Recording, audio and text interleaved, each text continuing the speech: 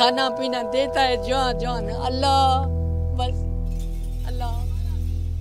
भूख, बेबसी, बेचारगी जैसे आपका बदतरीन ख्वाब हकीकत बन गया हो। सैलाब के रेलों से तो ये जानें बच गई, लेकिन अब भी आगे का सफर खास तौर पर खवातीन और बच्चों के लिए मुश्किलों और खतरों से भरा पड़ा है।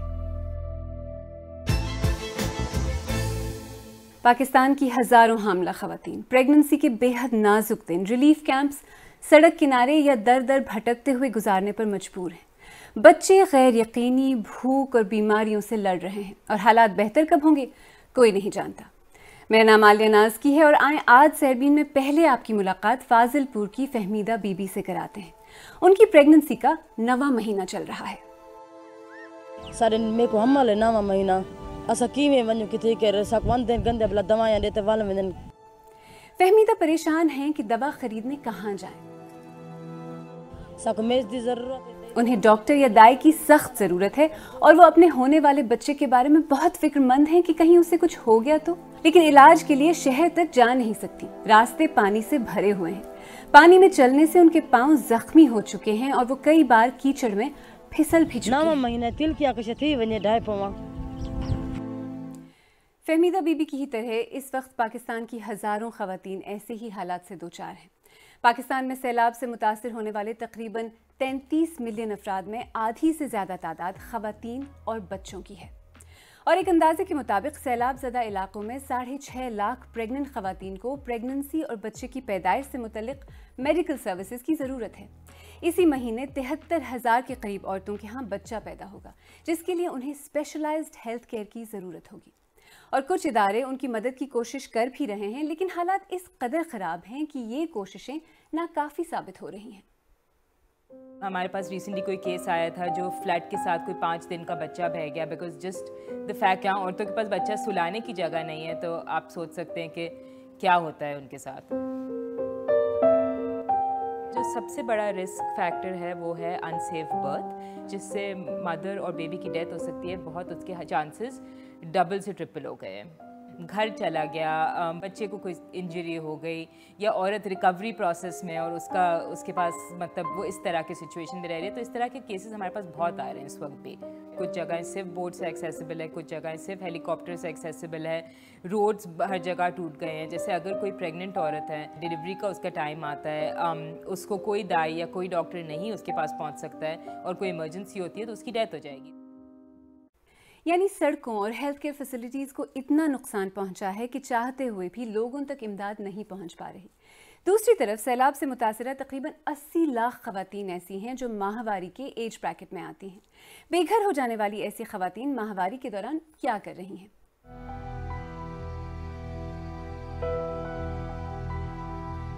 अपनी ज़बान में उन्होंने मुझसे ये कहा, फरमाइश बल्कि बिन मैं इसे नहीं कहूँगी, मैं ये कहूँगी कि उन्होंने मुझसे इस तरह से कहा कि क्या तुम्हारे पास गोला है इस्तेमाल करने के लिए। तो मैंने उनको ये कहा कि गोला तो नहीं है मेरे पास इस वक्त। तो मुझे वो कहने लगी कि आप हमें वो दे जाएंगी, हमें बड़ी सख्त ज़रूरत है उसकी, हम किसी से मांग नहीं सकते, हमें शर्म आती है और हमें इस हद तक शर्म आती है कि हम अपने खामद से या किसी अपने घर के मर्द से भी ये बात नहीं करते हैं।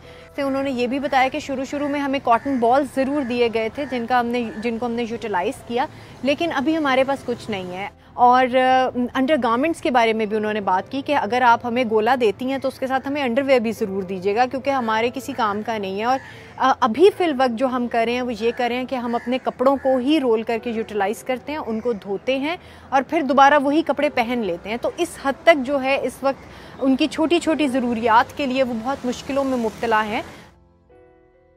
और वैसे भी इस तरह की सूरत हाल में ख़वातीन को मर्दों के मुकाबले में ज़्यादा मसाइल और परेशानी का सामना करना पड़ता है। हम 15-16 दिनों से यहाँ है, ना नहाने की जगह है, ना बाथरूम जाने की जगह है। मुझे कोई समझ नहीं आती कहाँ जाए। सब मर्द औरतें सब इकट्ठे हैं। बाथरूम दिन को भी आखिर इंसान को ज़रूरत पड़ती है बाथरूम जाने की। वैसे इस सैलाब से एक ओवरऑल हेल्थ इमरजेंसी भी क्रिएट हो रही है। रिलीफ कैंप्स में डायरिया, आंखों और स्किन के इन्फेक्शंस और मलेरिया जैसी बीमारियां तेजी से फैल रही हैं। सैलाब की वजह से तकरीबन 1,500 हेल्थ सेंटर्स मुतासिर हुए हैं, जिनमें से 432 पूरी तरह तबाह हो चुके हैं। हेल्थ केयर फैसिलिटीज, वर्कर्स, जरूरी दवाओं और मेडिकल सप्लाईज की भी कमी है। इसके अलावा फ्लड विक्टिम्स में सांप और कुत्तों के काटने के सैकड़ों केसेस भी रिकॉर्ड किए गए हैं। इस सब के अलावा अब तक 10 लाख से ज्यादा घर तबाह हो चुके हैं, जिसका मतलब ये है कि खवातीन और लड़कियों के लिए जेंडर बेस्ड वायलेंस यानी जिन्स की बुनियाद पर होने वाले तशद्दुद का रिस्क भी बढ़ गया है। माहिरीन तो ये भी कहते हैं कि इस तरह के हालात में नुकसान और बेबसी का गुस्सा भी मर्द अक्सर घर की औरतों और बच्चों पर निकाल देते हैं।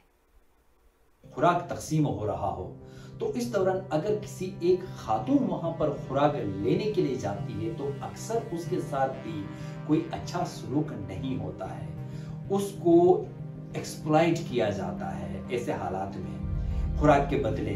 उसके अलावा ये भी होता है कि उसको बर वक्त इमदाद नहीं मिलती। वो खवातीन जो अपने बच्चों को दूध पिलाती है या वो खवातीन जो हामला है, ऐसे हालात में उनको अगर खुराक भी कम मिले तो उससे न सिर्फ उनकी बल्कि उनके बच्चे की सेहत भी बुरी तरह मुतासिर होता है। अब सोचें कि इन हालात में बच्चों की जिंदगियां किस हद तक मुतासिर हो रही हैं।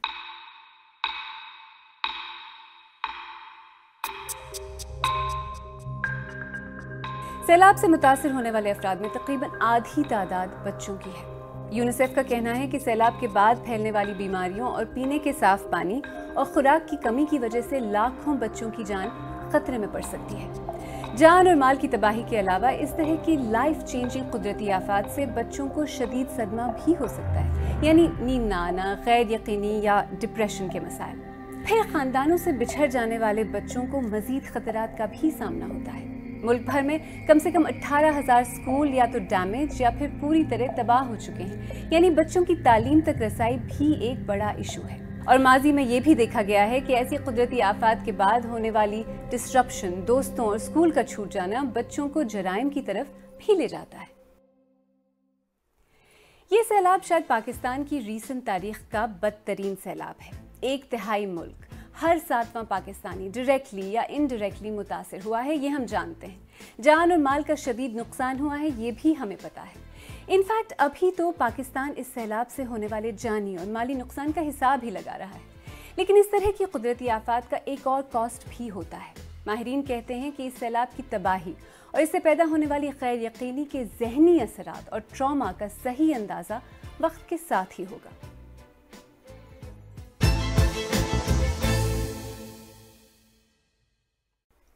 अगर आपको हमारा प्रोग्राम पसंद आया तो हमारे YouTube चैनल को सब्सक्राइब करें, बेल आइकॉन पर क्लिक करें और प्रोग्राम का लिंक अपने दोस्तों के साथ शेयर करें। और आप सहबीन की पुरानी किस्तें देखना चाहें तो यहाँ क्लिक करके भी देख सकते हैं।